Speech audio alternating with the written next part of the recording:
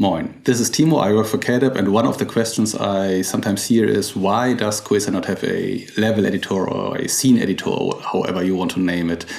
And the answer is pretty simple, because there are a lot of 3D authoring tools out there like Maya, 3ds Max, Blender, you name it, and all those tools are actually made exactly for this purpose. And there are decades of experience in those tools, and they have a ton of professional level features like scripting and what have you. So it would be a huge amount of effort and actually a longer workflow if you would go the extra mile via a external tool like a level editor.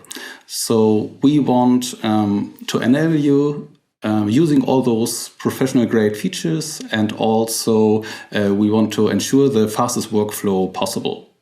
So thanks for watching, and if you have any questions, don't hesitate to ask us. Thanks. Bye-bye.